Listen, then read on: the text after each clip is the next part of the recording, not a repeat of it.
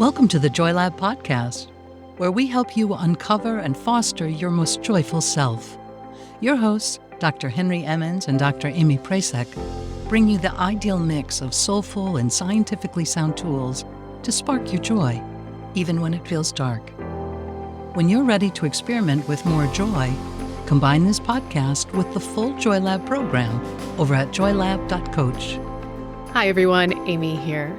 So Henry is going to discuss medications in this episode, and I really love that we're diving into this. I think it's so important because it can be easy to believe that you have to sort of choose a side when it comes to health.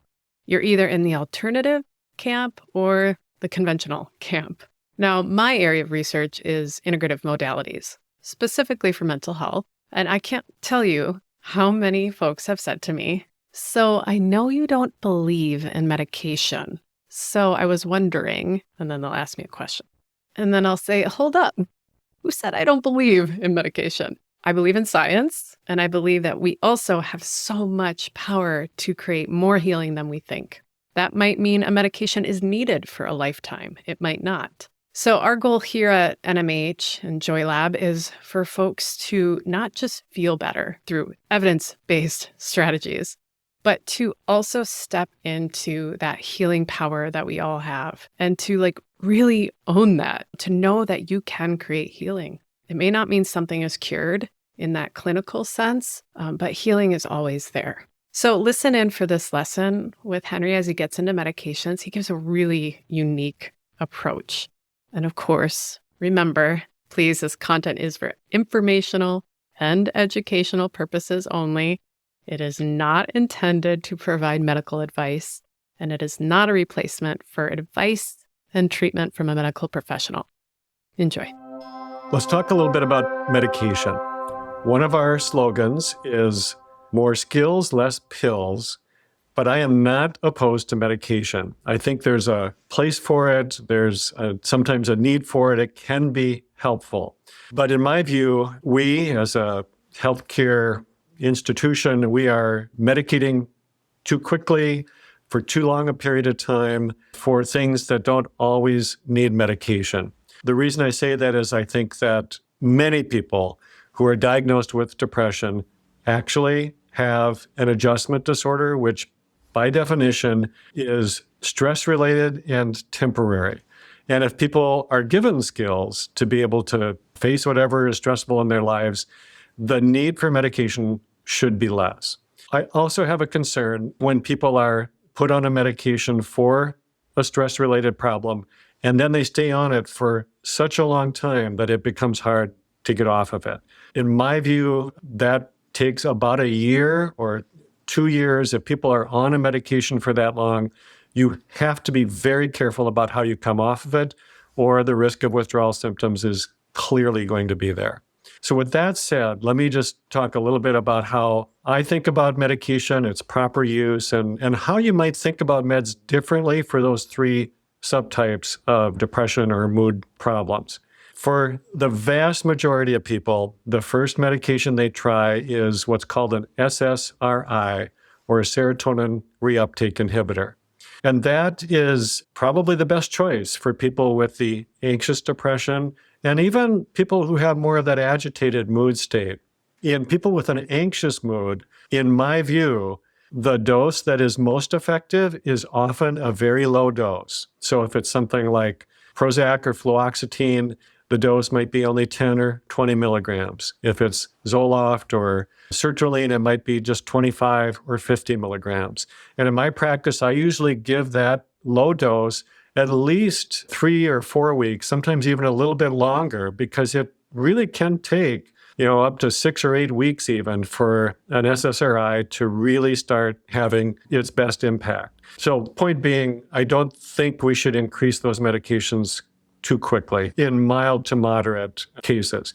If somebody has really severe depression, sometimes it does need to be done a little bit faster. Also, in my view, somebody who has a stress-related adjustment disorder, which usually shows up as an anxious mood, the length of treatment ought to be on the shorter side. Maybe it's only 3 to 6 months or 6 to 9 months, but I don't think it should be in a matter of years unless people have been given the opportunity to really learn some of the skills and still are having a lot of symptoms.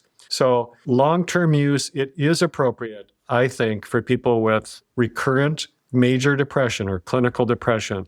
But for people, the vast majority of people where it's a temporary stress-related problem, I think we ought to be looking at a shorter course of treatment and then instituting some of these other things that are helpful.